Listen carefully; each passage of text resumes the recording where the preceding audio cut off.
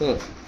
त्याची काही शुगर वगैरे चालते का म्हटलं. मला तर माहीत होतं काही थोडंफार चालवलं कारलं आहे हो हो हो त्याच्यामध्ये हे आहे. हो हो हो. मला वाटलं हे म्हटलं काही ना काही आपल्यावर असर करेल. हं, हं. म्हणून मग त्यांनी म्हणे माझ्या तर जवळ नाही म्हणे पण माझ्या मुलीजवळ आहे म्हणे दुकान म्हणे हं, हं, हं. वनवारी सहकारी. हं, हं.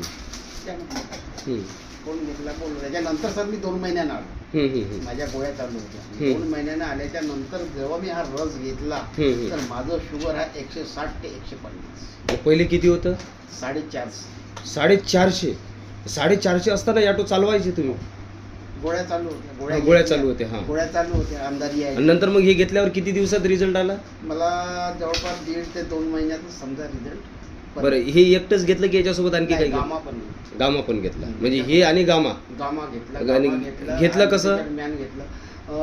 हे सर सकाळी सहज आपण उठल्याबरोबर हं.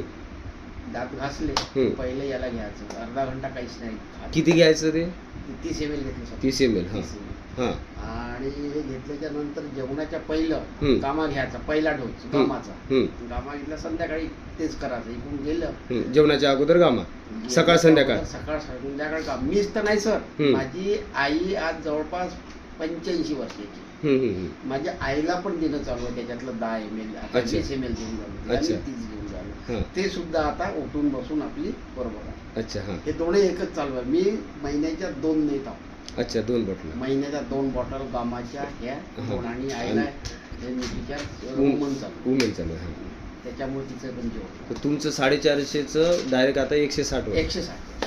म्हणजे आता मला मी तेव्हा तर मी दवाखान्यात म्हणजे गेलोच नाही. ते एकदा चेकिंग केलं. आता चेक करायचं आहे. करून घ्या बिलकुल बिलकुल. आणि त्या जे check करा. गोळ्या आहेत तर असं हां. वाटते मला कधी दवाखान्याच्या गोळ्या खाऊच नाही का असं वाटते. आणि मी खातही नाही कधी कधी. नाही, डॉक्टरच्या सल्ल्यानुसार हे करायचं. नाही, तसं मी आपण याच्यासाठी नाही सर मी तुम्हाला सांगतो की मला याच्यामुळं कसं वाटते आपण गोळ्या न खाल्ल्यामुळं. हं, हं. तर मला काही असा फरक पडत नाही. मी दवाखान्यातल्या गोळ्या जरी नाही घेतल्या ना हं, हं. तरी मला तर असं वाटतं की मी यानंच मी ओके होतो. क्या बात. छान छान.